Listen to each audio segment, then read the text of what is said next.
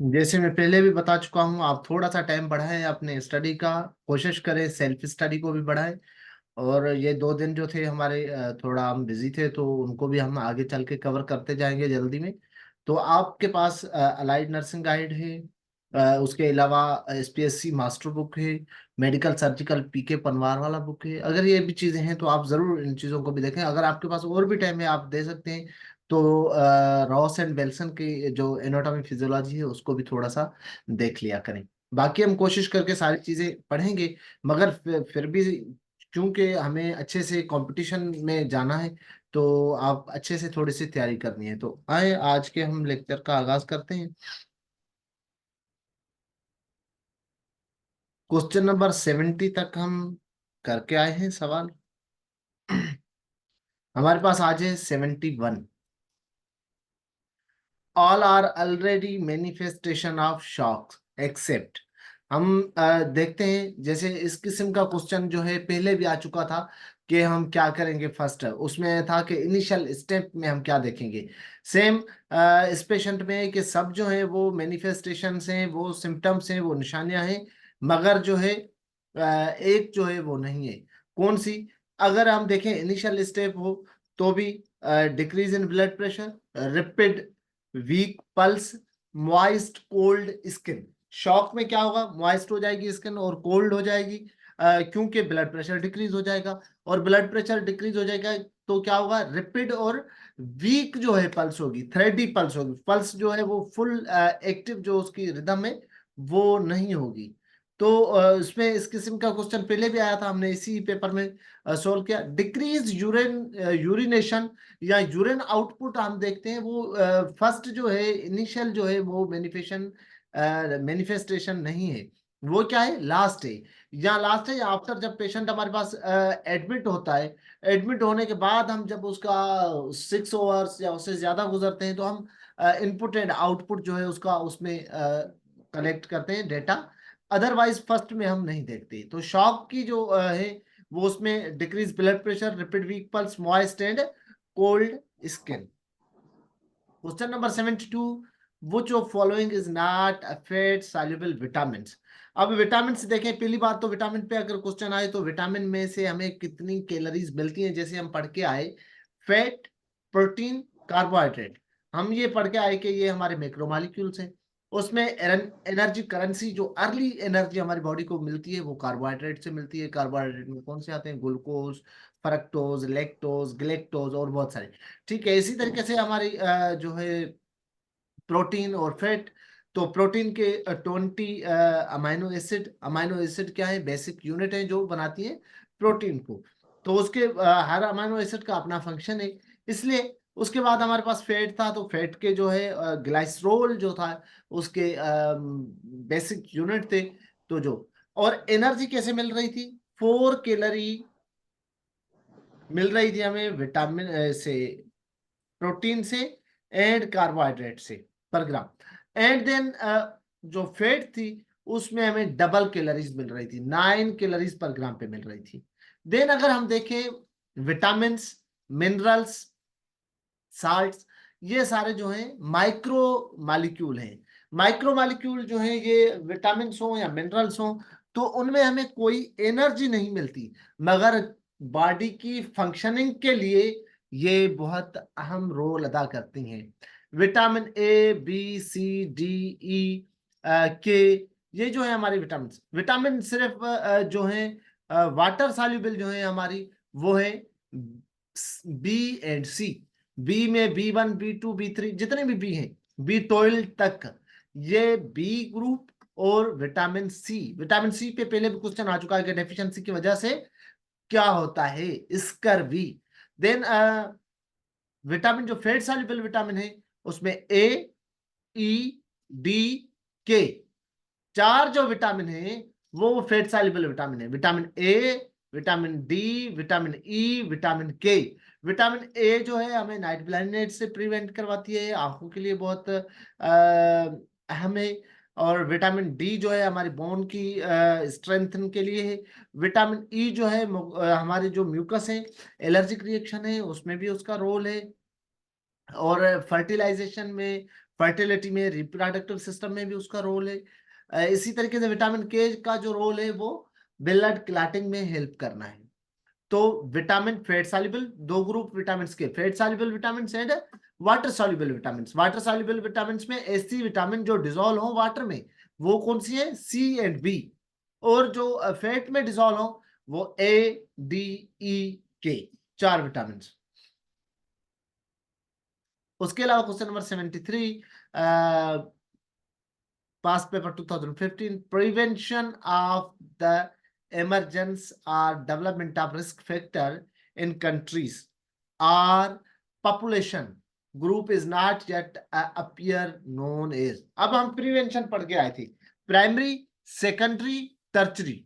अब देखें, प्राइमरी के अंदर मैंने बताया था कि प्राइम मॉडल होता है, वो प्राइमरी का सब टाइप है, मीन्स प्राइमरी का फर्स्ट इनिशियल। तो उसमें प्राइम मॉडल में क्या होता है कि ऐसी प्रिवेंशन जो बहुत लार्ज एरिया, लार्ज पॉपुलेशन में प्रिवेंटिव मेयर्स लिए जाएं, ऐसी खतरात से जो अभी वहां पे लाहक ना हो। फॉर एग्जाम्पल, किसी भी एरिया में फ्लड नहीं आता, किसी भी ऐसी कंट्रीज हो जहां पे सेस्मोजिक बेल्ट ना हो, जिलजिले नहीं आते, तो ऐसी कंट्रीज या ऐसे एरियाज या ऐसी पॉपुलेशन जहां पे कोई डिजीज ऑलरेडी ना हो, ना ही कोई चांस हो कि ये डिजीज यहाँ पे किसी बंदे को हो रही है या होने वाली है, इसी से पहले वहां पे ऐसे एफर्ट्स लाए जाए, ऐसी प्रिवेंशन डेवलप की जाए कि अगर खुदा न खास्ता सालों बाद भी अगर ऐसी कंडीशन आए तो हम उसके लिए तैयार हों, प्रिवेंटेड हों। तो इस को टर्म देते हैं primordial prevention. Primordial prevention means the type of prevention which has been taken, the steps are taken to prevent population from any disaster or any condition which is not yet appeared or known। तो कोई वो खतरा लाहक भी ना हो और नजर भी ना आए, मगर दुनिया में उसका, उस चीज का वजूद होता है। तो इसलिए पहले ही प्रिवेंटिव मेयर्स जो है वो लिए जाते हैं कि कभी भी हमें इस खतरात होए तो हम उससे बच सकें। इसी किस्म की प्रिवेंशन को primordial prevention, primary, secondary, tertiary पे हम बात करके आए हैं already. Purest water in nature is. अब देखें, यहाँ पे हमारे पास lake water, rain water, spring, well water. Well यहाँ पे स्पेलिंग वो है, तो WE, कुएं का, तो वो पानी। तो प्योरेस्ट वाटर जो है वो रेन वाटर। अच्छा, अगर कंडीशन ऐसी हो कि रेन जो है फर्स्ट इनिशियल जब रेन होती है तो उसके 15 मिनट तक जो वाटर होता है, जो बारिश का पानी होता है, वो प्योरेस्ट नहीं होता।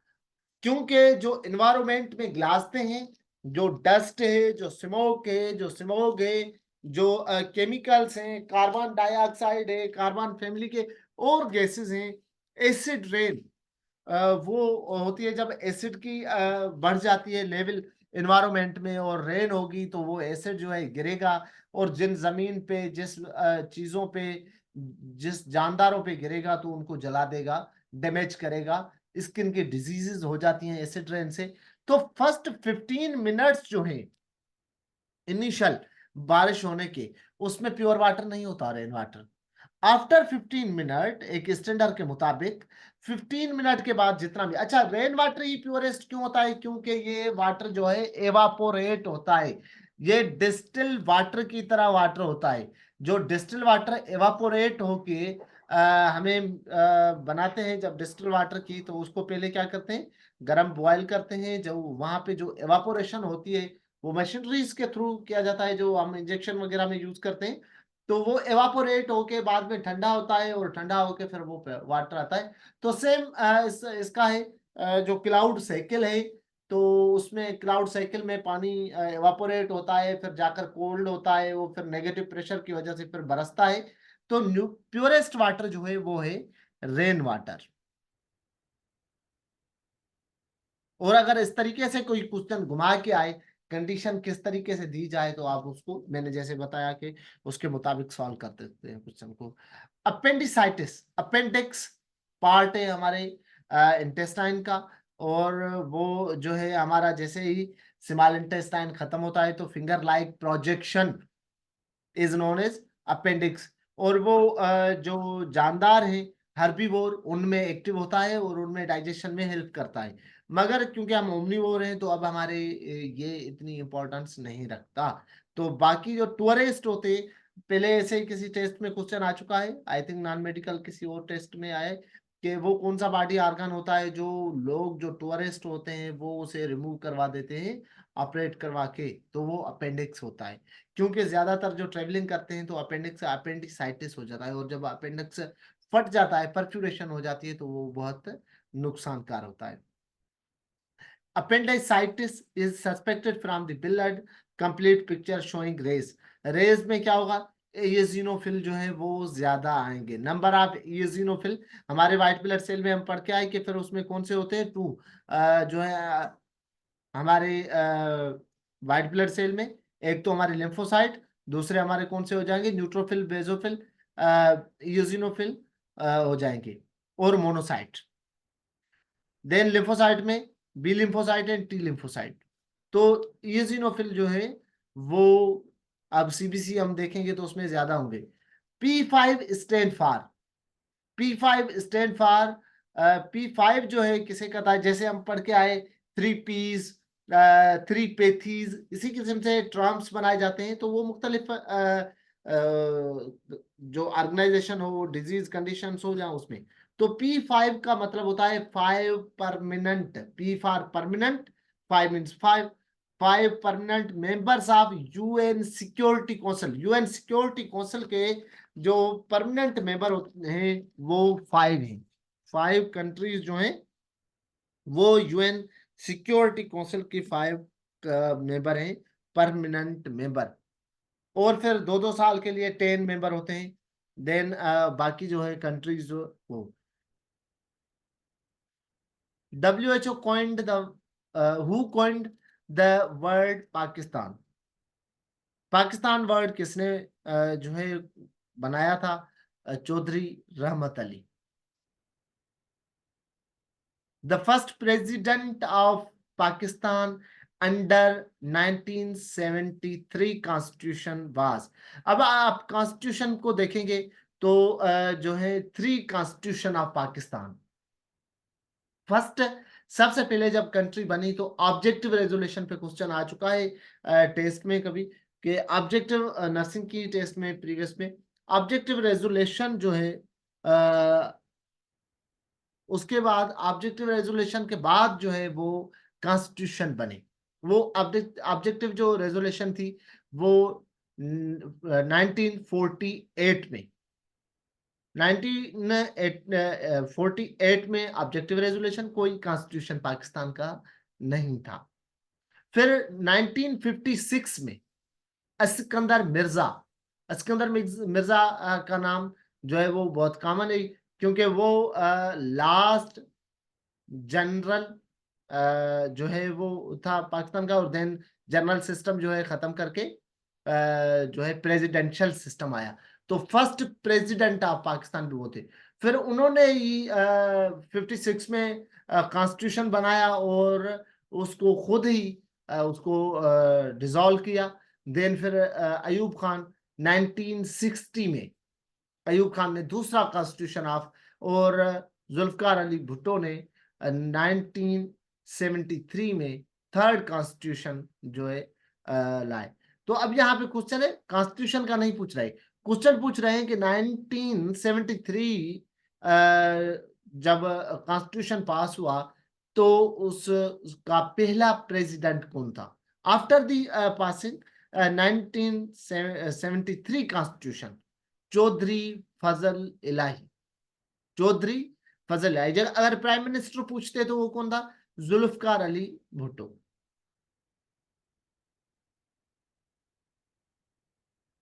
A short